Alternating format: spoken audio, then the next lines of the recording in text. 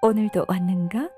몸이 아프거나 사고가 나서 병원에 입원한 적이 있다면 전적으로 병원에서 근무하는 모든 관계자를 믿고 내 몸을 맡기게 되지.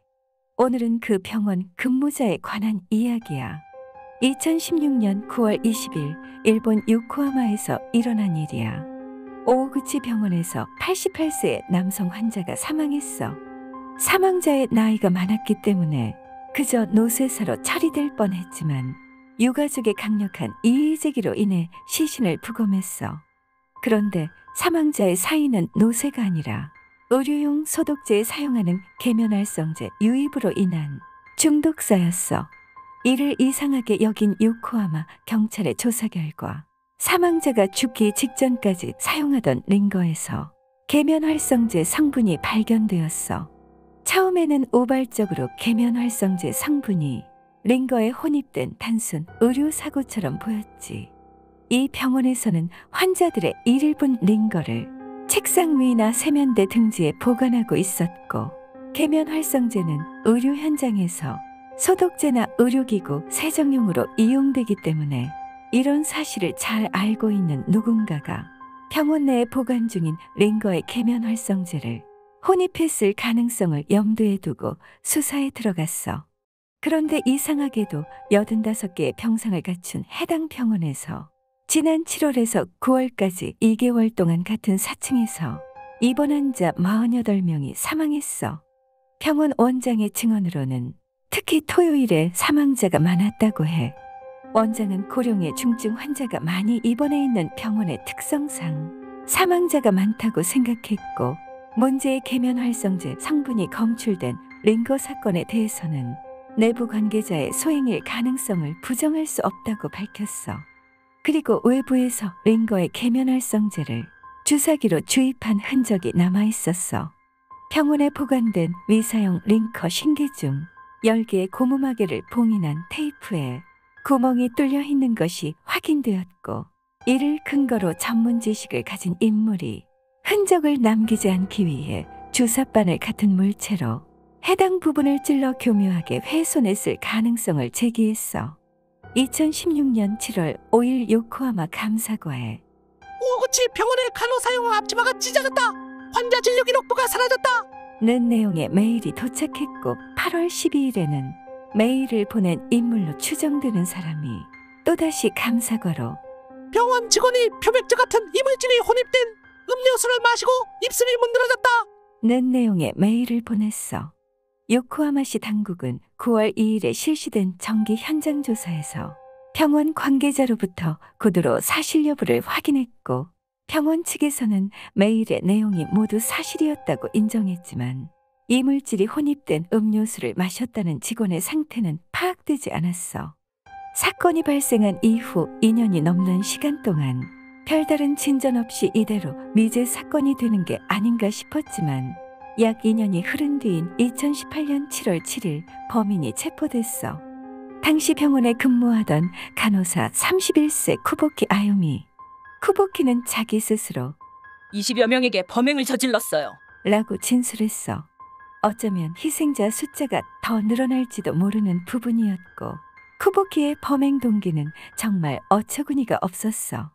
내가 근무하고 있는 동안 환자가 사망하면 유족에게 설명하는 것이 귀찮아서요. 그래서 환자가 자신이 근무하는 시간이 아닐 때 사망하게 하기 위해 범행을 저질렀다고 밝혔어.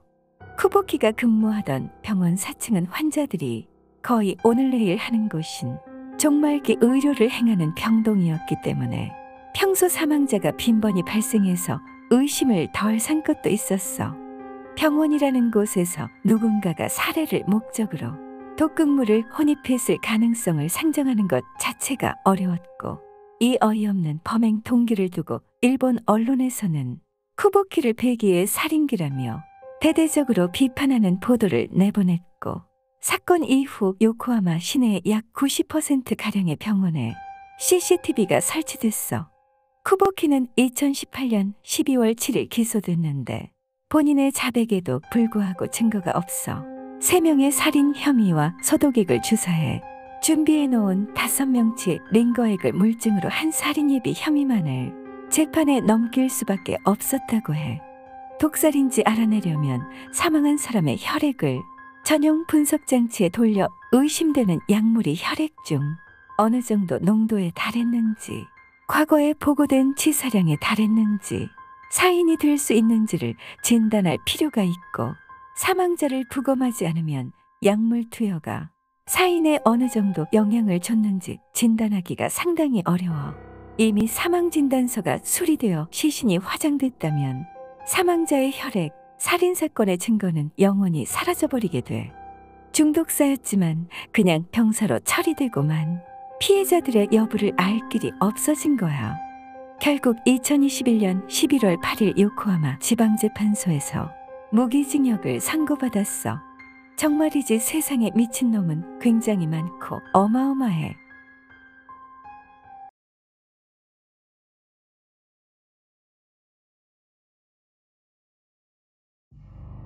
요즘 보험금을 타기 위해 가족이고 뭐고 몰불 안 가리며 보험 사기를 치고 다니는 파렴치한 인간들이 정말 많은 것 같구나.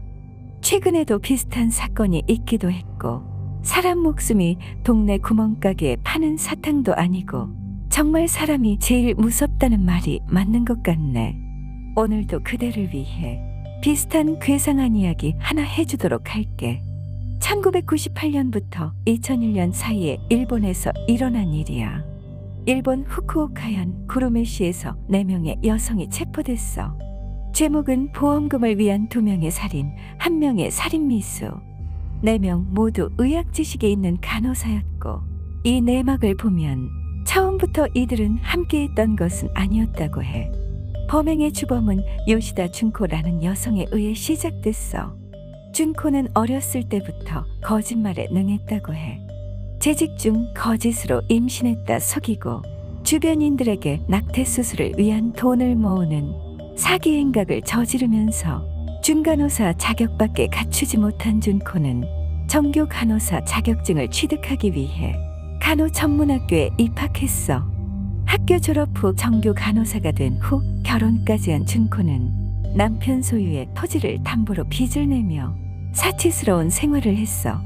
그로 인해 1989년에는 3천만 엔, 하나로 3억이 넘는 금액의 빚이 있었지만 사치는 계속됐지. 그러다 남편과 별거 생활을 하게 됐어. 그해 여름 그녀는 자신이 재직 중이던 병원에 취직한 간호학교 시절 친구였던 미유키를 만나 아주 반가워했어. 미유키를 이용해 돈을 갈취하기 위해서였지. 그것도 모르고 미유키는 준코에게 여러 고민 상담을 했고, 당시 본인의 불륜 상대가 헤어지지 않으려고 한다고 털어놓았어. 준코는 존재하지 않는 가상의 인물인 선생님께 부탁해 해결해 주겠다고 했고, 그 무렵부터 미유키는 불륜 상대가 나타나지 않자 선생님이라는 존재를 믿게 됐어.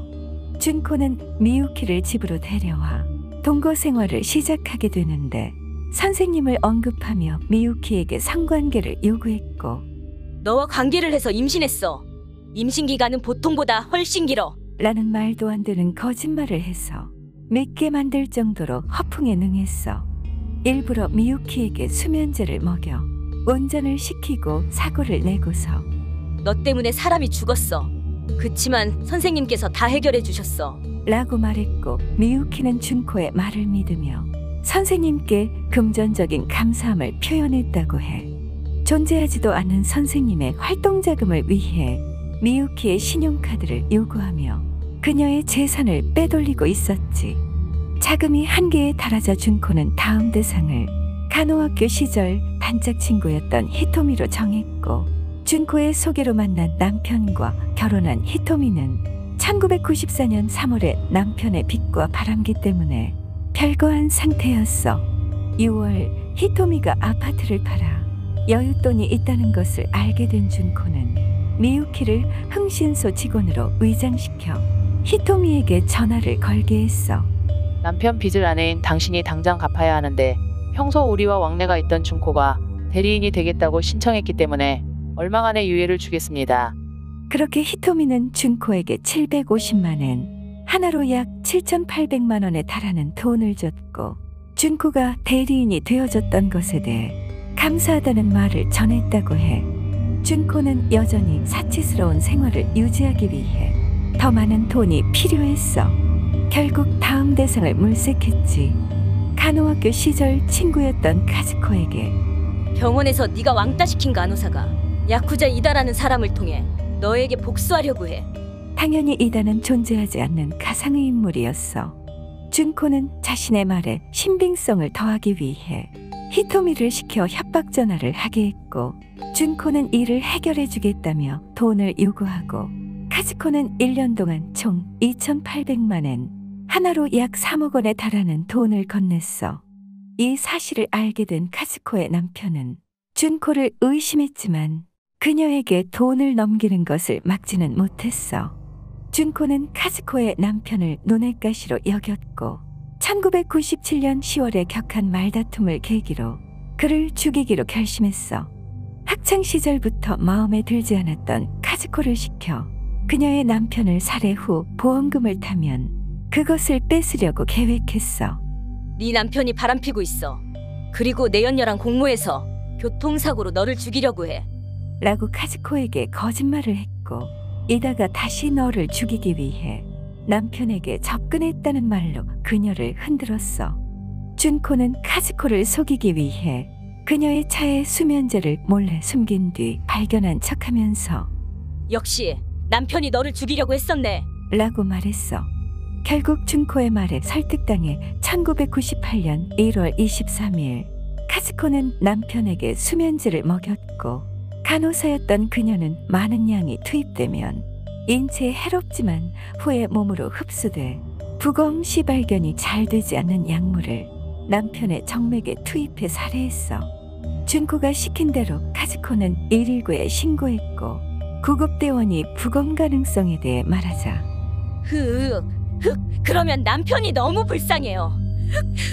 라며 흐느껴 우는 연기를 했어. 그래서 남편은 부검되지 않고 화장됐어. 2월에 남편 생명보험금이 들어오자 카즈코는 하나로 약 3억 6천만 원에 해당하는 금액을 모두 준코에게 건넸어. 지속적으로 카즈코의 목숨을 노리는 이다를 설득하기 위해서 준코가 돈을 요구했기 때문이었어. 같은 해 2월과 5월에 카즈코 남편의 부모님이 사망하자 준코는 카즈코에게 줄 돈이 아직 남아있다며 남편의 친족을 구슬려 유산까지 가로챘고, 남편 회사에서 지급되는 유족연금을 준코가 관리했어. 사치 생활이 여전했던 준코는 이번엔 히토미의 남편을 노렸어. 똑같은 방법으로 가상의 인물 후루바야시를 만들어 히토미를 흔들고 그녀의 손으로 남편을 살해하게 하고 생명보험금을 가로챘어.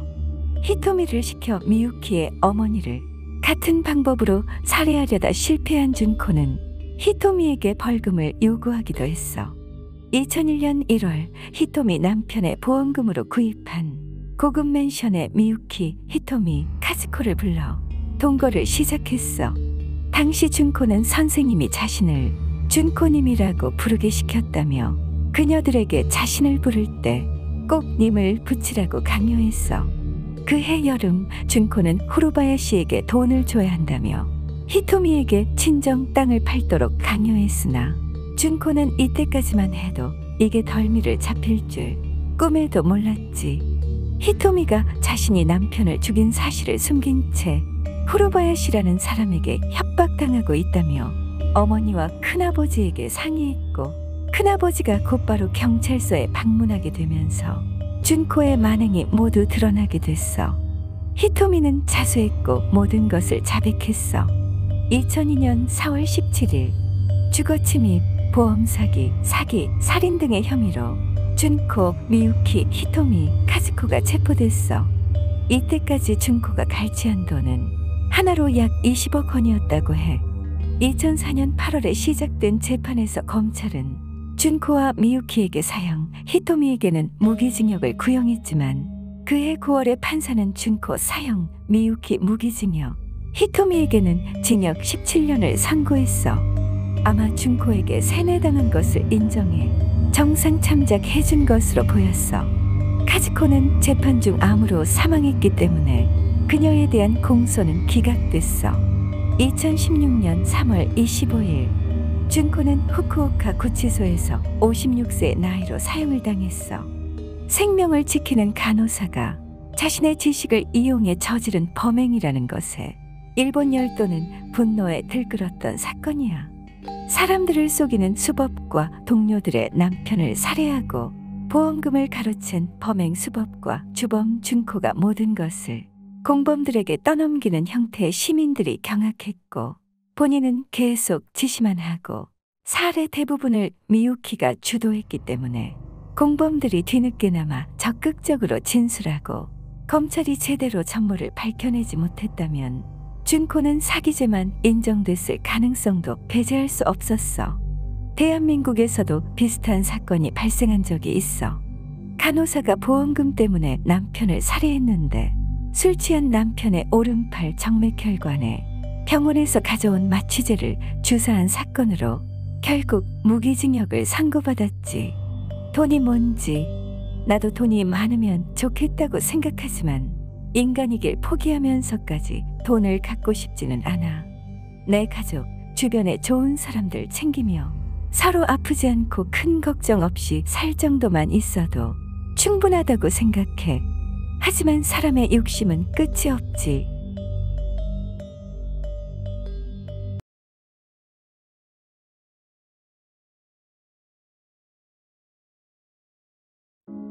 오늘도 왔는가? 요즘 기분은 어때?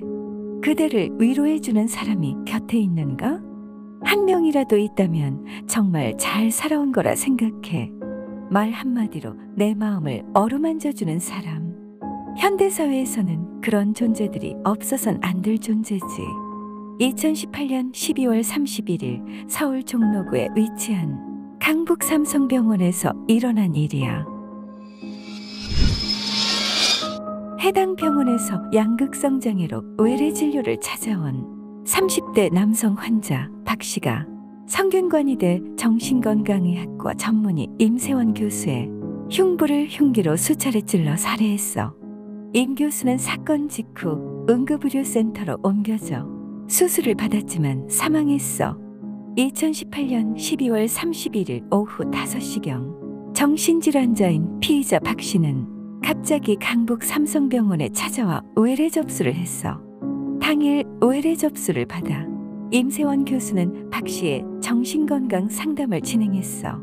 이후 상담을 시작하려는 중에 피의자는 갑자기 진료실 문을 잠그는 등 이상한 행동을 했고 약 33cm 길이의 흉기를 들고 임 교수를 위협했어. 놀란 임 교수는 진료실 문을 열고 밖으로 뛰쳐나와 간호사들에게 도망쳐! 어서 도망쳐! 라고 외쳐 약 40m 정도를 도주했지만 3층 외래 진료실 엘리베이터 앞에서 넘어졌고 피의자는 넘어진 임 교수를 흉기로 수차례 찔러 중상을 입혔어. 이후 간호사의 신고로 경찰이 출동해 피의자를 체포했고 임 교수는 응급실로 이송되어 소생 개용수를 받았지만 내부 장기 여러 곳이 파열되어 결국 사망했어.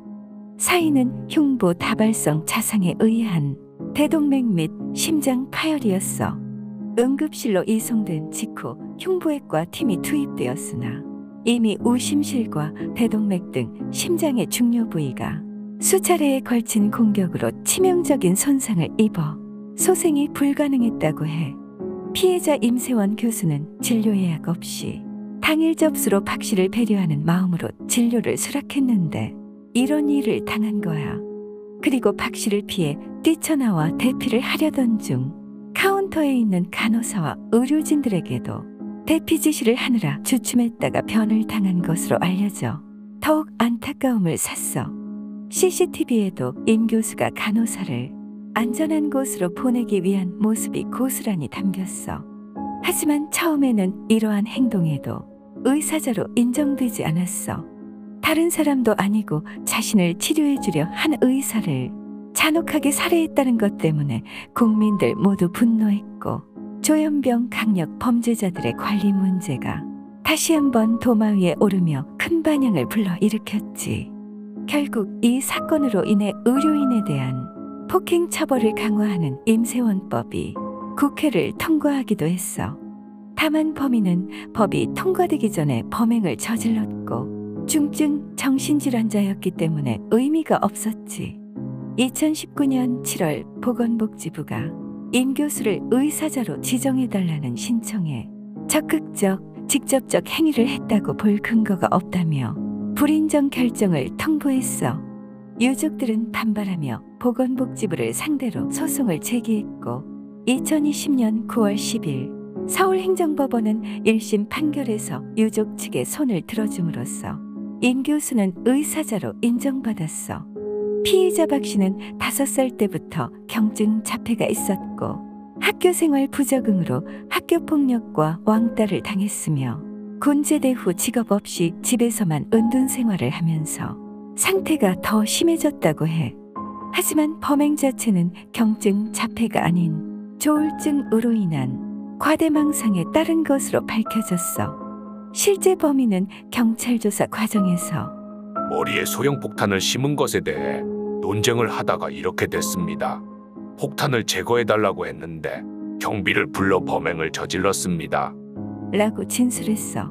사건 당일 박 씨는 동네 마트에서 흉기를 구입해 택시를 타고 병원으로 향했어. 임 교수와 면담한 시간이 3분에서 4분가량이었고 그 직후 범행을 저지른 것으로 보아 계획적으로 병원을 찾은 것으로 보였어. 박 씨는 평소에도 계속해서 폭탄 이야기를 했고 경찰은 망상에 의해 우발적 범죄 가능성도 염두에 두고 수사를 진행했어. 임 교수가 범행 대상이 된 것은 과거 박 씨가 강북 삼성병원 정신병동에 입원했을 때 주치의였기 때문이라고 추측했어. 1심과 2심에서 징역 25년을 선고했고 위치 추적 전자장치 20년 부착을 명령했어. 대법원도 원심이 피고인에게 징역 25년을 선고한 제1심 판결을 유지한 것이 부당하다고 할 수 없다며 판결을 확정했어. 그저 환자를 치료하기 위해 배려했을 뿐인데 이런 일을 당했다는 것이 믿기지가 않아. 그나마 다행인 것은 이 사건으로 의료계의 보안이 강화되었고 무장을 한 보안 요원들이 늘어났다고 해.